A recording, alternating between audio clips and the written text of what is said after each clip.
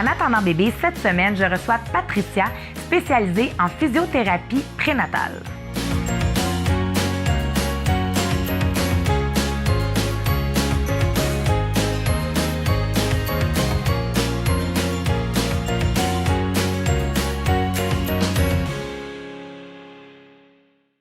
Bonjour Patricia. Salut, ça va bien? Oui, ça va très bien et je suis très contente de te recevoir.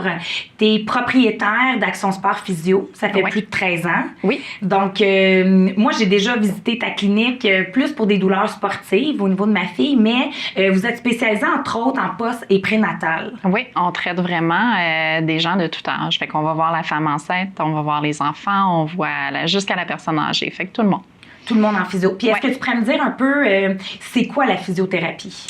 La physio, c'est surtout, dans le fond, on va commencer toujours par une évaluation du patient. Fait qu'en fonction des besoins de la clientèle. Fait qu'on va toujours cibler c'est quoi les besoins, c'est quoi la liste de problèmes. On va établir un plan de traitement, mais on est aussi là en prévention. Okay. Puis on a un rôle vraiment d'éducation aussi au niveau de la communauté.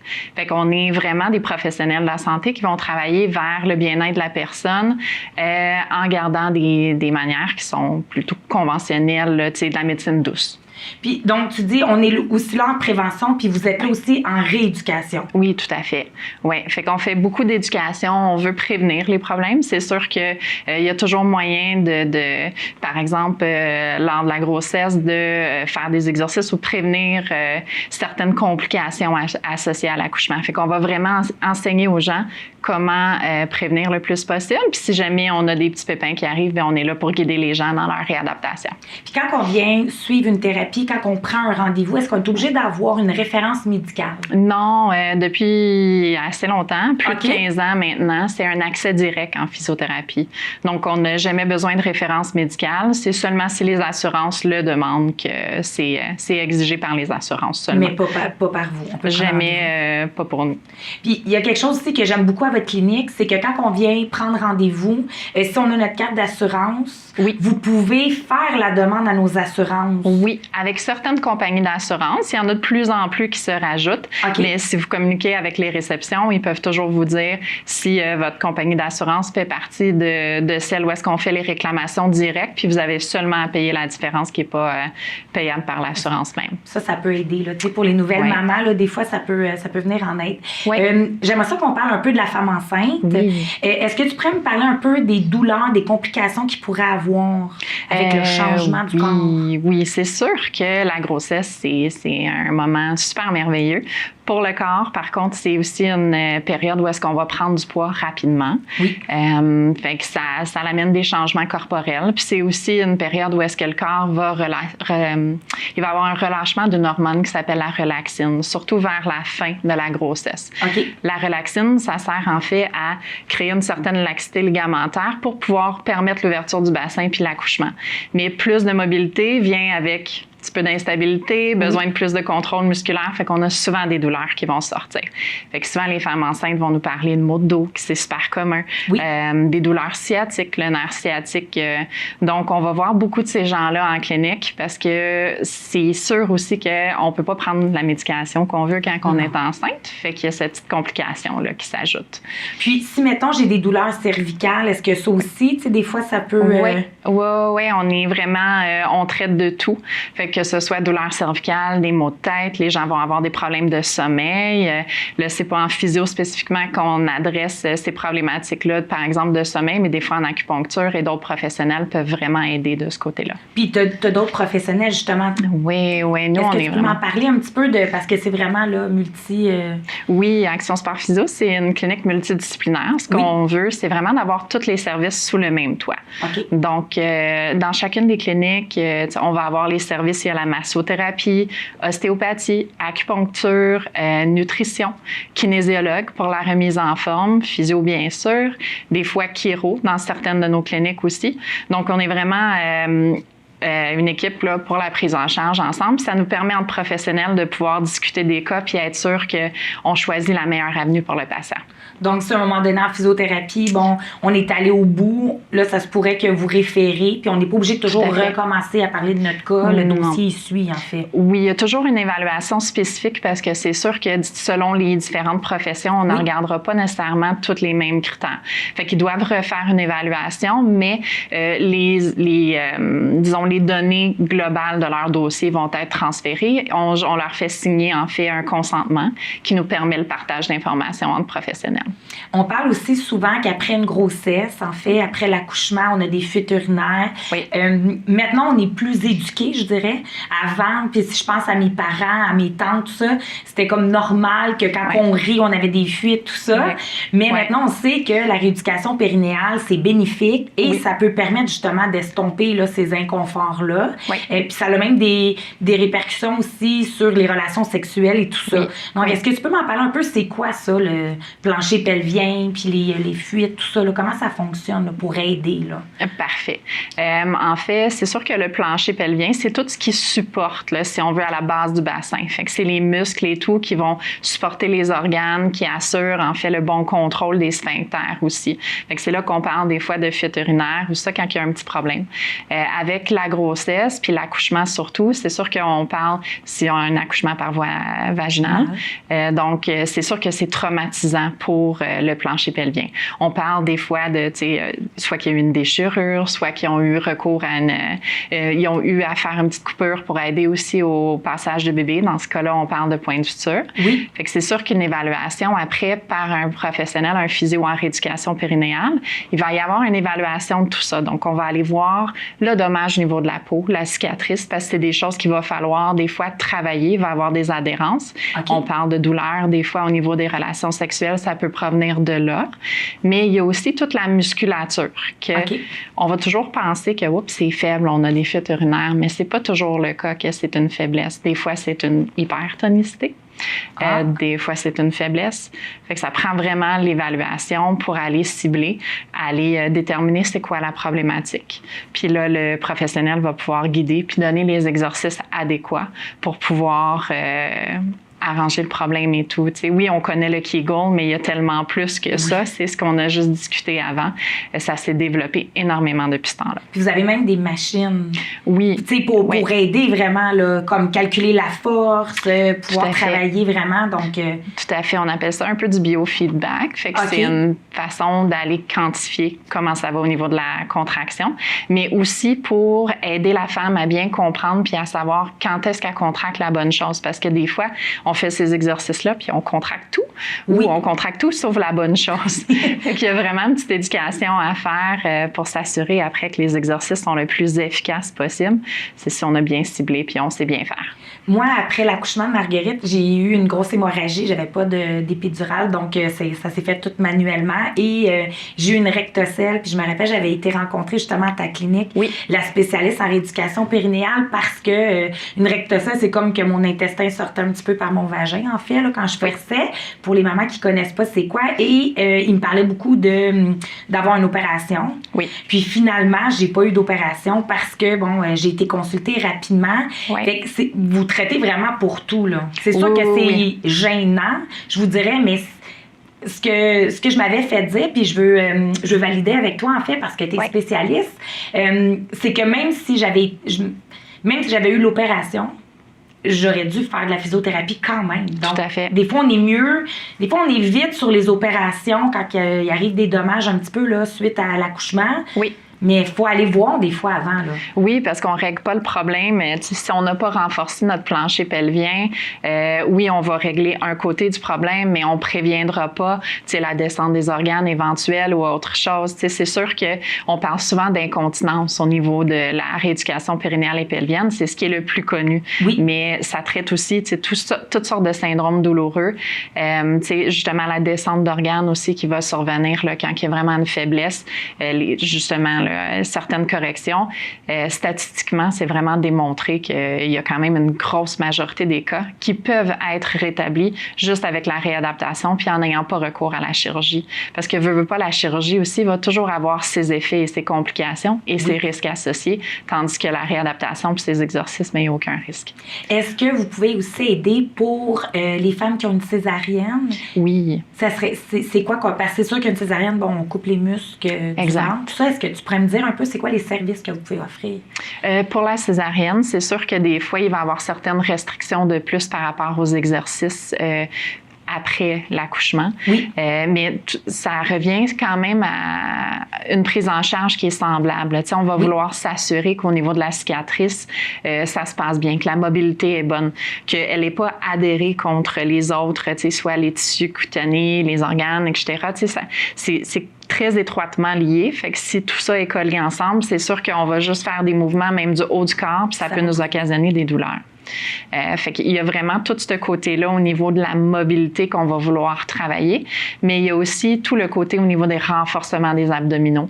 Oui, il y a la césarienne, puis il y a aussi la fameuse diastase abdominale suite à la grossesse. Fait que dans tous les cas, c'est vraiment des choses qu'on va vouloir vérifier. On va vouloir faire des exercices qui sont adaptés, des sit-ups. Ce n'est plus de ce jour. Ce n'est vraiment pas approprié pour ce type de clientèle-là. Fait qu'on va vraiment les guider, puis ça, que ce soit aussi physio, ostéopathe, le kinésiologue aussi qui peut avoir il y a des formations aussi sur le postpartum où est-ce que si on a besoin d'un support externe, un taping pour aider à faire les exercices de façon sécuritaire le temps qu'on reprenne, tout ça, on est là pour guider. Puis pour la diastase, juste pour les mamans qui ne savent pas c'est quoi ce mot-là, diastase. Est-ce que tu pourrais nous expliquer c'est quoi une diastase? Oui, la diastase, en fait, c'est avec la bédaine qui va prendre la grosseur. Le rectus abdominal, fait que le droit de l'abdomen, en fait, le muscle du centre, il va se créer une déchirure, une ouverture au niveau central. Fait qu'on peut sentir des fois comme un trou au niveau de la musculature. Fait que c'est sûr qu'après l'accouchement, on a comme un certain vide, ça va rester. C'est normal, en fait, une diastase, un certain niveau de diastase n'est pas problématique. On va faire la vérification, en fait, lors de l'examen aussi avec la rééducation périnéale. On va venir vérifier tout ça là, pour s'assurer que c'est pas problématique. Et si c'est l'est, on va donner vraiment les conseils là, sur quoi faire attention. Puis, tu suggérais, ça serait quand le meilleur moment? Après un accouchement, pour peut-être faire une petite évaluation, s'assurer que tout va bien? La meilleure chose qui est recommandée, c'est généralement vers 36 semaines. Excuse-moi. OK, bien 36 semaines avant l'accouchement. Non, c'est ça, à 34-35 semaines avant l'accouchement. C'est là qu'on va suggérer aux femmes de venir, en fait, pour certaines techniques où est-ce qu'on va pouvoir enseigner l'étirement du plancher pelvien. Fait que là, on parlait de précaution tantôt, de prévention. Oui. Fait que c'est plus à ce moment-là qu'on va enseigner certaines techniques. Fait qu'on peut prévenir certaines choses. On peut donner des étirements qui peuvent être faits par la cliente même, aussi avec l'aide du conjoint. Fait que ça, on suggère vraiment vers la 34e, 35e semaine de la grossesse de commencer ces choses-là. Puis après ça, en postpartum, on suggère 6 semaines après l'accouchement. Ça donne la chance au tissu, à la guérison et tout ça. Puis après, on peut faire une évaluation. Puis quelqu'un qui s'entraîne ou quelqu'un qui veut reprendre l'entraînement, ça serait peut-être à ce moment-là, justement, de venir faire une évaluation avec le physio pour être sûr que tout va bien puis que l'on peut reprendre, puis vous allez comme donner les limites selon la condition physique? Oui, tout à fait. Il y a une évaluation qui est faite pour être sûr. C'est sûr que les activités avec impact, des sauts, des choses comme ça, au début, on veut plus éviter parce que, comme on disait, le traumatisme sur le plancher pelvien, il est peut-être pas prêt à tout ça. Mais on veut définitivement commencer avec des activités lentes. Puis, avec l'évaluation de la force et tout, c'est là que le physiothérapeute va pouvoir guider et dire si c'est sécuritaire de reprendre toutes les activités. Puis, il y en a peut-être qui vont nous écouter, ils vont dire « Ah, ma mère, justement, son plancher pelvien, à chaque fois qu'elle rit, elle croise des jambes, tout ça. » Est-ce que même si ça fait des années qu'on a un mauvais plancher pelvien, je ne sais pas comment on dit dans les termes, là, mais est-ce qu'on peut faire de la rééducation pareil, même si... Oui, ça peut toujours se travailler. Puis, tu sais, souvent, les gens, en fait, qui ont ce type de problème-là vont se rendre compte que si jamais ils ont été malades, ils ont eu une bronchite, une toux, etc., ils vont avoir l'impression, mon Dieu, coudonc, c'est revenu. Oui. Fait que c'est vraiment que des fois, il va y avoir des moments où est-ce qu'on a une surcharge du plancher pelvien, soit dû à la toux ou autre chose. On va se rendre compte que, oups, cette petite faiblesse-là, elle revient, mais on fait quelques exercices et on retrouve notre niveau. Fait que juste de penser à ça, c'est vraiment signe qu'en tout moment, on peut le retravailler. Parce qu'il y a vraiment, je parle de la toux, mais aussi des gens qui souffrent de problèmes de constipation. C'est très exigeant sur le plancher pelvien. Fait que des fois, c'est vraiment quelque chose qui devrait être adressé par la nutrition et autre chose pour s'assurer qu'on est capable d'aller chercher la force puis l'efficacité du plancher pelvien. Et même parce que des fois aussi, justement, quand on est enceinte, on peut bon, justement, avoir des troubles de constipation ou des fois, si on a eu une épisiotomie, on a peur d'aller à la selle, que les points... Donc, ça peut... Fait que ça aussi, vous pouvez aider par rapport à ça? Oui, c'est vraiment des conseils en nutrition aussi, même certaines techniques en rééducation périnéale. On va enseigner la façon adéquate d'aller à la selle. Ça semble peut-être niaiseux, mais il y a une façon de faire qui diminue de beaucoup la demande sur le plancher pelvien. Fait que c'est vraiment des choses qui peuvent être adressées, que ce soit en général là, pour quelqu'un qui n'est pas enceinte de tous âges ou après l'accouchement, c'est sûr que c'est des fois des petites notions qui sont pratiques à savoir. Puis, tu parlais tantôt que c'est intéressant à 35 semaines de venir vous rencontrer en prévention. Oui. Est-ce qu'on va parler aussi de la poussée? Y a-t-il une façon idéale de pousser? Oui, mais en fait, c'est pas nécessairement la technique idéale de pousser, mais c'est qu'il faut être capable de relâcher le plancher pelvien. Fait que, tu sais, on parle tout le temps de contracter, Kegel, on veut renforcer, mais il y a beaucoup de gens qui sont pas capables de le relâcher. Puis ça, c'est vraiment quelque chose qui devrait se timer avec la respiration, donc se coordonner avec la respiration. Donc, c'est quelque chose qui s'enseigne puis qui se travaille avant. On parle de 34-35 semaines pour les étirements. Oui. Mais ça peut être commencé vraiment plus tôt parce que c'est sûr que tous les bienfaits de rester actif et de garder un plancher pelvien en santé, si on sait très bien le contracter avant et le relâcher, ça va aider à l'accouchement. Puis ça va aussi aider là, par après, en postpartum. Il y en a des fois aussi que même à l'adolescence, là, ça peut arriver que, bon, ils ont déjà pas un bon plancher pelvien. Des fois, ils le savent pas nécessairement. Est-ce que c'est important d'aller consulter avant quand tu n'as pas un bon plancher pelvien puis que là, tu es enceinte, tout ça? Oui. On peut travailler. Il n'y a pas de dommages puis il y a pas de... Non, ça ne provoquera pas un accouchement non plus. Non, pas du tout. Il n'y a aucun risque de provoquer un accouchement.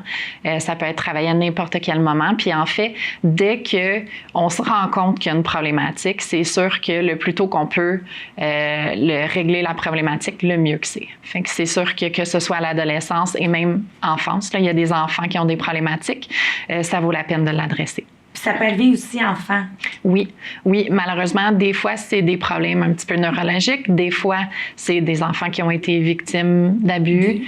Fait que c'est des choses qui sont adressées puis sont traitées par des... C'est sûr que le professionnel doit avoir la formation complète parce qu'il y a certaines formations où est-ce qu'on va adresser... le physio va avoir plus des formations en regard avec l'incontinence et les choses plus communes comme le prolapsus, descente d'organes. Mais il y en a vraiment qui ont les formations pour traiter les hommes, donc avec des problèmes à la prostate et aussi avec la clientèle enfant. Fait que ça vaut juste la peine de vous informer quand vous faites l'appel pour le rendez-vous. Comme ça, ils vont vraiment vous diriger, là. Oui. Est-ce que quand on sait qu'on a un enfant en siège, un bébé en siège, est-ce que vous pouvez faire quelque chose pour essayer de... Pas beaucoup en physio. C'est moins notre domaine au niveau de la physiothérapie. Là. Je pense plus en acupuncture, en ostéopathie, puis avec les techniques plus par le gynécologue là, qui vont faire certaines techniques pour essayer d'aider de ce côté-là. Mais on ne viendra pas faire des poussées ou essayer de corriger la position du bébé. Puis est-ce que vous allez travailler au niveau du bassin ou pas nécessairement? Si on ça dépend selon les besoins. OK. Fait qu'on parlait tantôt de la fameuse relaxine. Oui. Fait que, c'est les gens qui vont avoir des douleurs, soit sciatiques, au bassin. On va venir vouloir renforcer au niveau de tout ce qui est les muscles du bassin pour mieux supporter. Il y a des ceintures sacro-iliaques, des fois aussi, qu'on va recommander, qui viennent aider là, à maintenir la stabilité du bassin avec le poids croissant de la grossesse. Puis c'est sûr que juste tout conseil de demeurer actif, parce que demeurer actif, en fait, c'est la meilleure chose pour prévenir toutes les douleurs pour la femme enceinte. Là. Moi, si je peux recommander une chose, c'est d'être actif, de bien s'entourer avec des professionnels qui sont vraiment qualifiés pour traiter les femmes enceintes parce que des fois, oui, il y a des petites contre-indications, il y a des précautions à prendre. On veut être sûr qu'on est en bonnes mains, puis on veut rester actif, faire les exercices appropriés. On peut aussi conseiller sur les positions de sommeil. La posture, ça devient vraiment important. Des fois, avec la grossesse, on va changer notre façon de se tenir, la posture, selon le travail de la personne aussi, on va vouloir considérer là, tout ce qu'on peut modifier pour les rendre plus confortables. Puis quand tu parles active, oui. C'est à quoi tu penses? Ça dépend, c'est sûr, du niveau d'activité de la personne avant de tomber enceinte. OK. Souvent, un critère facile, c'est qu'on va dire qu'il n'y a pas de danger de maintenir ton niveau d'activité, en fait, que tu faisais avant de tomber enceinte. Fait qu'on encourage les gens à rester actifs. On dirait, c'est sûr c'est pas le moment d'entreprendre un défi. Je vais courir un demi-marathon ou ça, j'ai jamais couru de ma vie, on va essayer de faire ça. Pas le moment. Ça, c'est pas quelque chose qu'on va nécessairement encourager. Mais de maintenir le niveau d'activité tant qu'il n'y a aucune... disons que le médecin suggérerait un alitement ou qu'il y a une complication. Oui. C'est sûr que c'est la priorité, on reste à l'écoute de ça. Mais sinon, on maintient nos activités, on priorise des activités qui ont un focus, disons, sur la posture, sur les abdominaux, puis qui peuvent être un petit peu plus doux des fois, pas d'impact. Fait qu'on parle d'activité en piscine, on parle de pilates, oui. De yoga, qui est assez connu que souvent on fait jusqu'à la 40e semaine de notre grossesse. Fait que c'est ça. Puis, puis quelqu'un, une personne, en fait, une maman, une femme qui était vraiment, qui faisait pas d'activité physique, puis qui est là, bon, elle se dit, OK, là, je vais me prendre en main, je vais être une nouvelle maman, j'ai un bébé dans mon ventre, je veux vraiment que ça aille bien. Est-ce que c'est quand même approprié d'y aller avec les cours de natation pour femmes enceintes, puis la thèse, tu le suggérerais? Oui, s'il n'y a pas de contre-indication, puis encore là, moi, je recommande toujours d'aller dans des cours qui sont spécialisés parce que la personne qui offre le cours a quand même une formation et s'assure qu'il n'y a pas de contre-indication, il n'y a pas de précaution.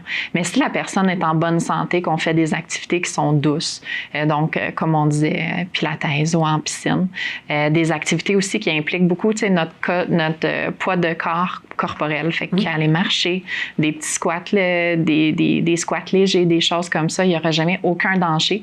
C'est super bénéfique pour maman, puis en fait, c'est très bénéfique pour bébé aussi parce que c'est les premières stimulations vestibulaires pour le bébé. Fait que le mouvement, ça a beaucoup de bienfaits pour le bébé aussi. Fait que je les encourageais. On n'en parle pas souvent de ça, que ça a du bienfait dans le fond pour le bébé.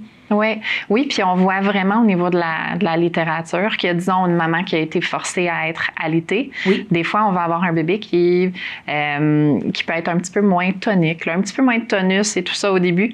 Fait que, tout ce qui est vestibulaire, tout ce qui est mouvement, ça l'aide vraiment à la tonicité chez le bébé et chez l'enfant. Fait que moi, j'encourage toujours maman à être active. Ça fait bouger bébé. Puis, avec la bédaine, dans le fond, si, mettons, je suis enceinte de 9 mois, je vais accoucher bientôt, je viens de voir là, pour juste m'assurer que tout aille bien, que, bon, je suis capable de relâcher, je suis prête pour accoucher. Tu vas me traiter comment? Ça dépend. Ça dépend vraiment de c'est quoi ton objectif, c'est quoi tes besoins. Ça veut pas dire nécessairement que je vais te traiter. Tu sais, ça va peut-être être justement un bilan. Regardez, tout va bien. Si tu n'as aucune douleur, on n'ira pas nécessairement effectuer un traitement. Si tu étais ma cliente, je me baserais vraiment plus sur l'enseignement, tu sais, pour te dire, bon, mais, tu sais, voici, ça va bien. Voici ce que tu peux continuer de faire pour t'assurer que tout va bien. Puis voici surtout à quoi t'attendre pour après l'accouchement, pour que tu saches aussi qu'est-ce qui est un petit peu normal, qu'est-ce qui est, tu sais, à quoi s'attendre, puis qu'est-ce qu'on peut faire tranquillement de façon sécuritaire le plus tôt possible. Dès les premières semaines après avoir accouché, on peut reprendre des activités légères. Fait que tu es encouragé à aller prendre marche avec bébé.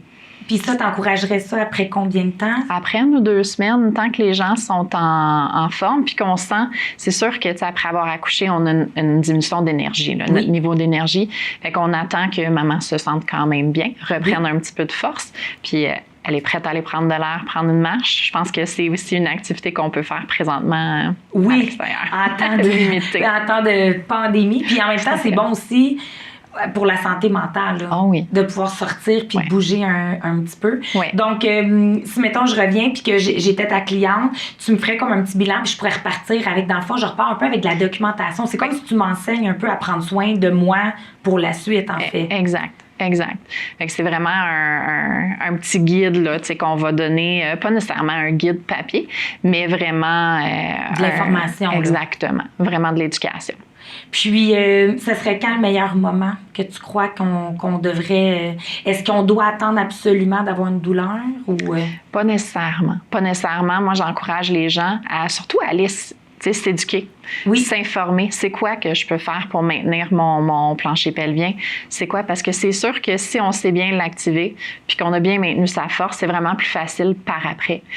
C'est la même chose avec n'importe quelle, même une condition orthopédique, quelqu'un qui se fait opérer, on va dire on veut travailler la force, le maximum, tout ça avant l'opération, parce qu'après la réadaptation va mieux se passer. C'est la même chose pour la femme enceinte. Fait que je suis pas obligée d'attendre d'être enceinte de 6 mois non plus, là. Non. C'est sûr que les étirements du plancher pelvien, il y a des choses qui sont plus ciblées dans le temps, mais il y a beaucoup d'autres choses qui sont globales puis qui sont bénéfiques à faire en tout temps. Je te remercie beaucoup, Patricia. Ça me fait plaisir. Merci de m'avoir reçue.